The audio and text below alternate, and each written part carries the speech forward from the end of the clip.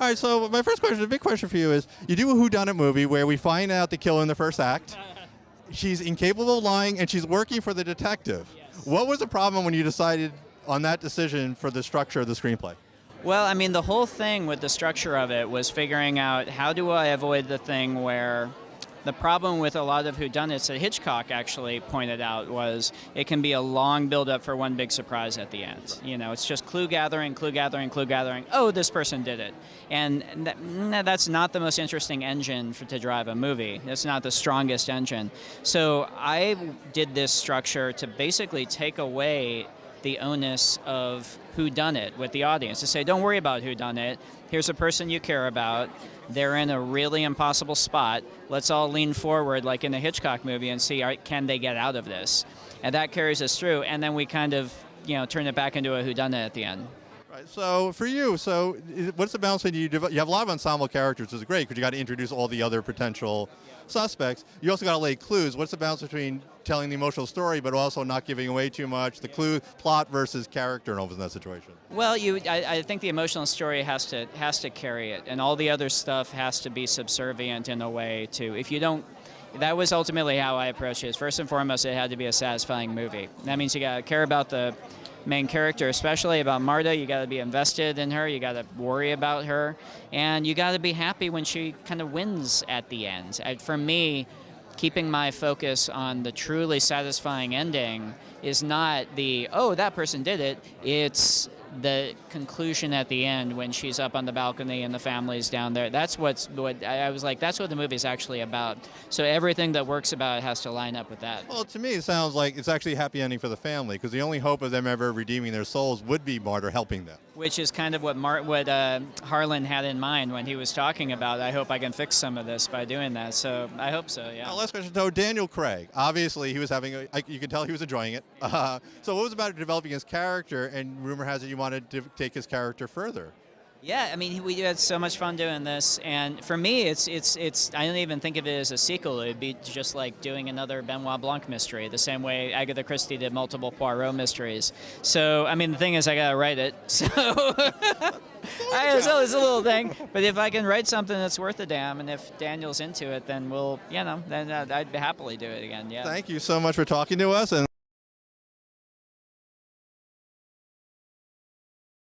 So we'll go back to the beginning. So this story could have been boys chasing girls, or the girls trying to get the boy to chase them. This story is more about female friendship and their bond. Is that what drew you to the original idea of this story? Yes.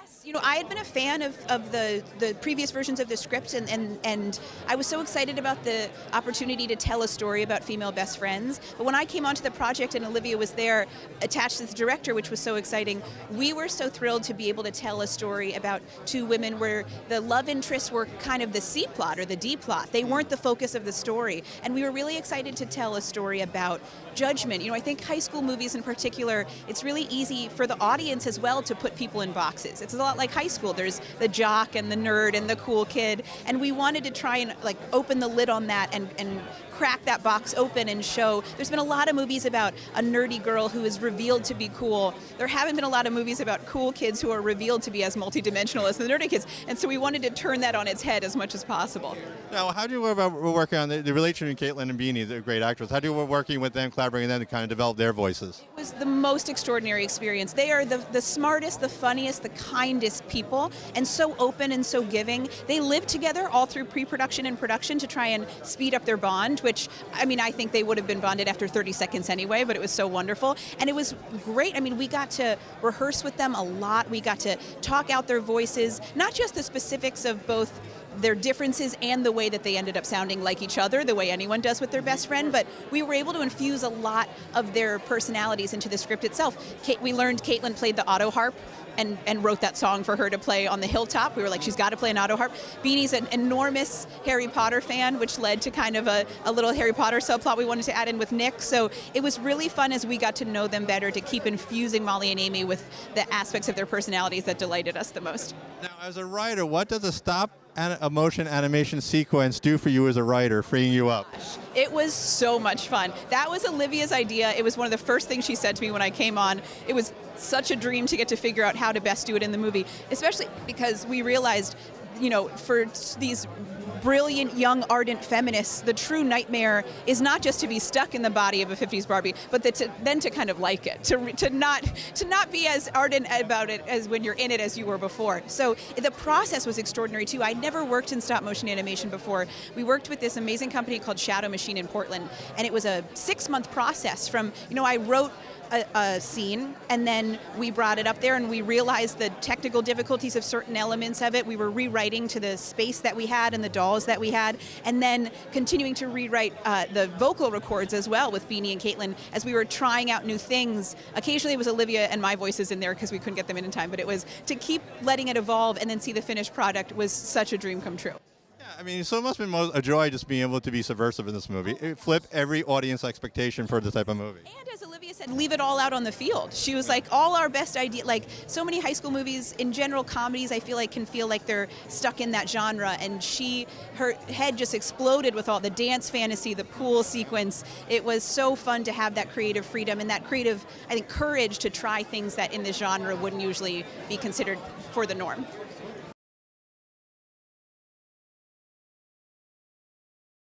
So you have a wealth of material to pull from. What was the challenge of deciding what you would take from that or leave out?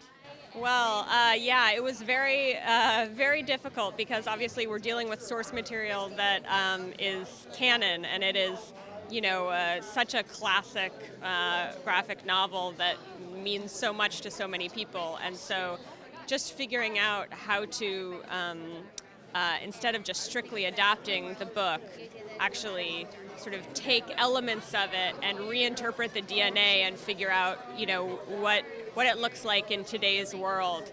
That was the most complicated part. And how's it feel? Like I was struck by the Tulsa riots storyline and the races. How's it for you be able to explore this topic that most people don't know anything about, but also do it in a dramatically interesting way? Yeah, I mean, I think it really just is all about character. How does this event sort of filter through the lives of the characters that we care about?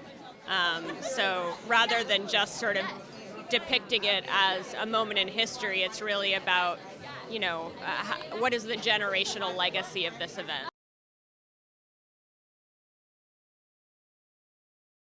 So we're going to go to the end, actually. At what point in your process when you're mapping out the season did you decide on the Dr. Manhattan, who he really was, and the whole, reveal that he was the husband of Regina Hall? Spoiler alerts, everybody. It was very early. I mean, we knew that we couldn't do Watchmen without having Dr. Manhattan in it, and we also knew that once he was in the show, he would be an immense distraction, as Naked Blue men often are. So we knew that we had to wait until the latter part of the season, and so started falling in love with the idea that he was hiding in plain sight, and then the rest kind of came out of that.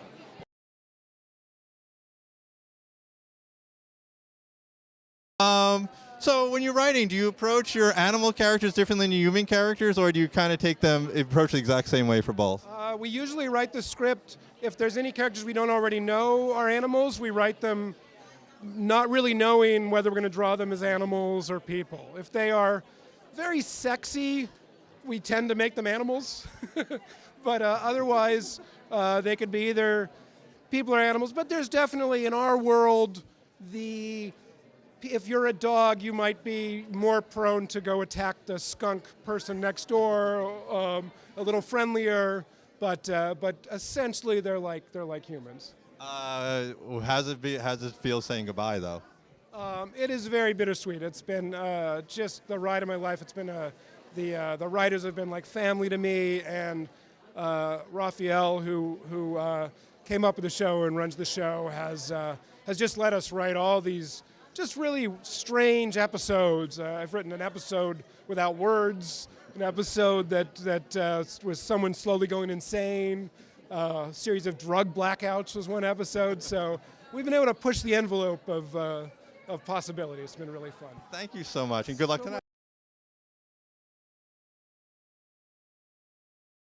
What was the most interesting challenge in developing the Jen and Judy relationship? Oh, well, we, like I said, Liz and I, have been friends for 25 years, so we had a little bit of a leg up in just being like, let's just have them talk how we talk, and make each other laugh the way we make each other laugh. And I was so happy that it actually resonated with people because, they're really fun. They get a kick out of each other, and so it was really fun to build that relationship. Now, it was interesting with Jen because, we kind of learned deeper that her relationship wasn't perfect. Right. How was that fun for you, exploring that dramatically?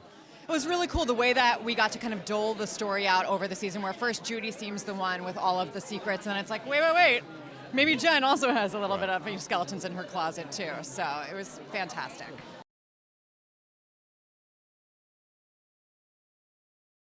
So a question, now that we've gone to a couple of seasons, do you feel now for the writing that you know the cast so well, you can kind of now push it a little further, the writing, or kind of explore things so you can trust your cast and, the relationship? Well, the great thing that happens after you've been with a cast long enough is that when you're writing it, the cast, you start thinking about who's going to be saying the things, that it actually brings a whole new life to it, and you can kind of take it from a totally different angle, which is great. Without giving away anything for next season, what's the biggest challenge going into a new season? We are, we're going into new territory that I can't talk a thing about, but it's really going to be exciting because we've got some brand new stuff that we're going to, and the story of June's going to be all the more exciting this time. That's what we're looking forward to. All right, thank you so much. Thanks.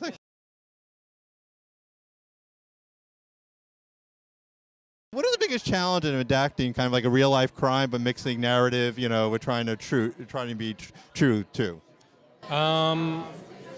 It's all, I feel like it's all a little bit the same. You draw from the real life characters, but at the same time, you have to weave in the conflicts of the characters that are like a combination of real and fake, and how, it's just interweaving all those things. It's difficult, but it's fun. It's like a challenging exercise.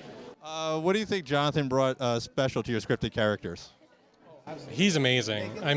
He was honestly the hardest one to write for, I think, just because he does so much with his face, and there's so much emotion in his eyes, and he's just hard to kind of pin down and figure out. But it was a big challenge to do that. But as a writer, do you feel a little more free because he can deliver what you need to get done? Maybe experiment more, push him further when you're writing? Between the rest of the cast too. Between Holt, everybody, and then having somebody like David Fincher to kind of usher it all makes it very easy as well, and Courtney Miles helping us, just making us feel comfortable and kind of safe in writing and confident, and you need all those things and all that support to get it done. Thanks so much, and good luck tonight. Good luck. Thank you.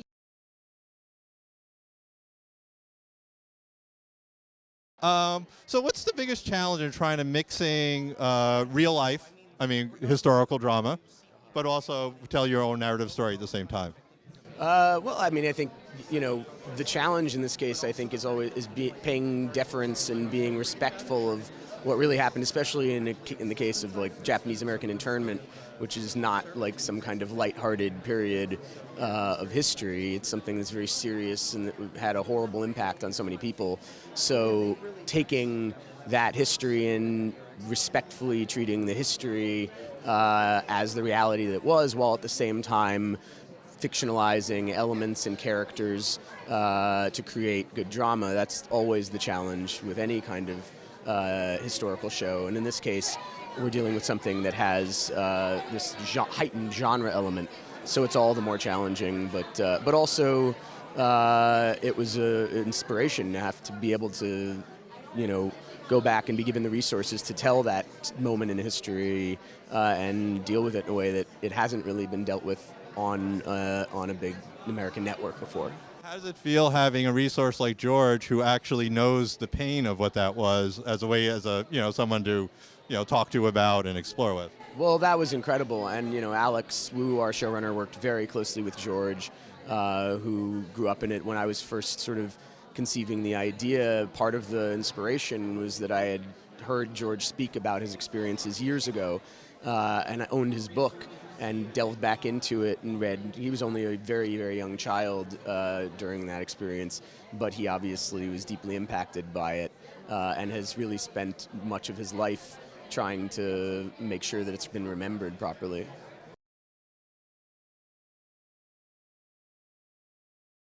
How was it for the process when you first came on board collaborating with the writers' room and Dan Fogelman?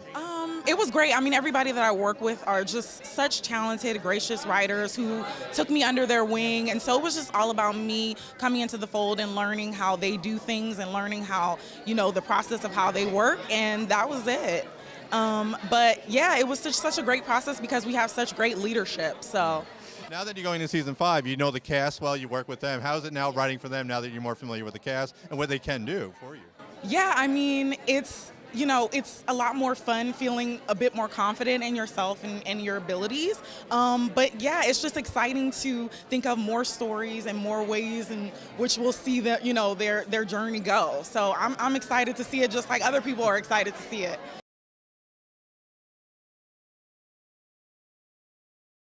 One quick question. We're from UC Santa Barbara. Okay. Screenwriting TV show. All right, so obviously you did a lot of... Screenwriting TV show? Screenwriting TV show. Oh, I'll watch that. We do, so you obviously did a lot of research. What was the biggest challenge of like distilling which stories you would take from the real life and how you can turn it into a dramatic, through the dramatic characters? So that question really, let me restate your question. How do you write stuff? Because that's really what it comes down to. That is where, after 25 years of doing this, you start to get a sense, or you don't, but either way, it's required. You need to be able to look at this material and say, that is something. This is important, and it is dramatizable, and I understand how to do it. There are also things where you read it and you go, I need to create something different than history, but it will be true to the intent of history and the truth of history. And this is why, although there's 1,000 little decisions, and what it really comes down to, I think, honestly, is taste. Mm-hmm. And it's hard to learn that except through basically trying and failing and trying and succeeding.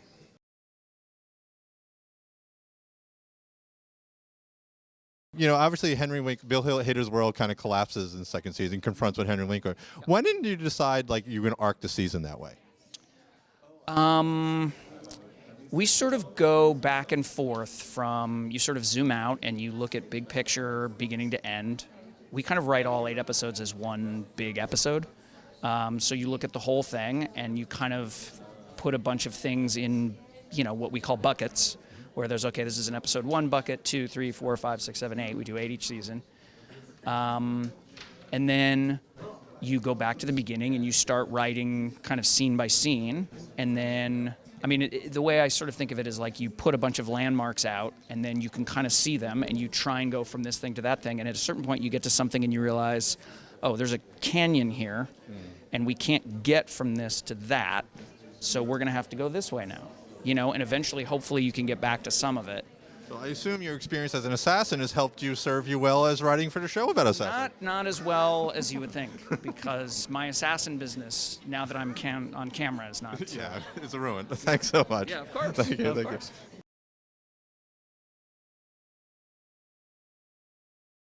So our question is, with the research, what was the process in researching to create Kayla's character, who was a composite, but really, embolized the pain of what the women went through? Absolutely.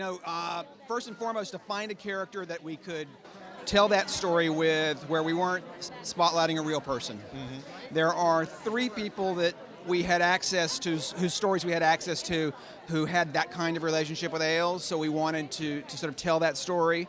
It was about then, once we sort of figured out the sexual component, giving her background and color that's more from my life. I come from an evangelical family. We had the Fox logo burned into our screen and all that stuff. So she's a composite of sort of people I've known over the years from my world, as well as these 3 women at Fox who had that experience with Roger Ailes. Is there a different approach creating a character, making Kelly? Because you got to create a persona, but you also want to create your own dramatic character too. Yeah, it's so much harder. It is when they're real. It's really tough. It's just so tough with real people. You want them to be authentic. You want them to be interesting. But good characters are driven by internal emotional conflicts, and that means you are putting a real person in a situation where they have some kind of emotional problem and they may not like it.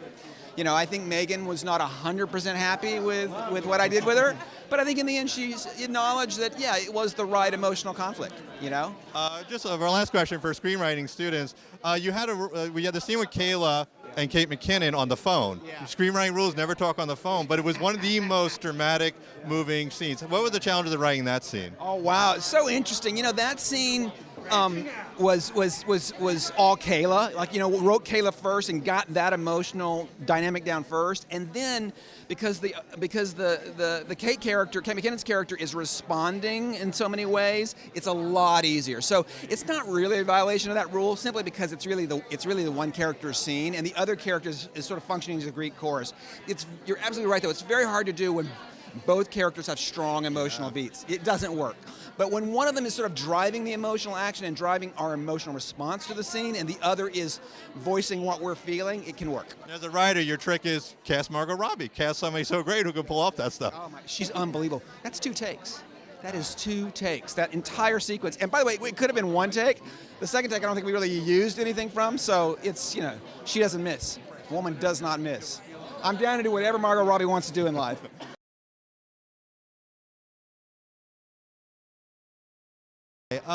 So our question is, at what point in the screenwriting process did you know the big twist, like the midpoint when the person's living in the basement hiding?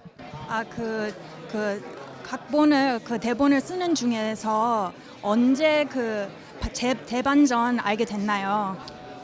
일단 저의 드래프트에서는 대반전은 없는 상황이었고 제 작업이 끝나고 감독님 디렉터 보엉스 드래프트 때 그때 이제 대반전이 들어간 거죠. 저는 이제 그걸 감독님 최종거가 나온 다음에 카페에서 읽었는데 오 마이 갓 what the 이런 느낌으로. 네. So when I was writing it, when I was drafting it, there was no twist. It was only after the director had finished drafting the screenplay that I found out about the twist, and I went to a coffee shop and read it, and I thought, oh my gosh, what is this twist? 2018년 1월이었어요. 1월 2018년. It happened in January 2018. What was the most challenging scene to write of Parasite? 장면들 중에 어떤 장면이 제일 어려웠는지 쓰기가. 가장 어려웠던 장면은 일단 잠깐만. 이 사람들을 악인처럼 그 누구도 악인처럼 보이지 않게 하는 게 가장 어려웠다. 먼저 그렇게 얘기해. At first, the hardest part was trying to make the rich family not seem like villains. 이 세상에는 절대 나쁜 사람만 있는 것도 아니고 절대 착한 사람만 있는 것도 아니지 않느냐. In this world, there aren't just people who are absolutely villainous or absolutely kind. 빌런과 히어로로 나눠진 그런 이분법적인 구도에서 벗어나는 것이 가장 어려웠다. The most difficult part was getting out of kind of trying to separate who's a villain and who's a hero. Trying to get out of that binary.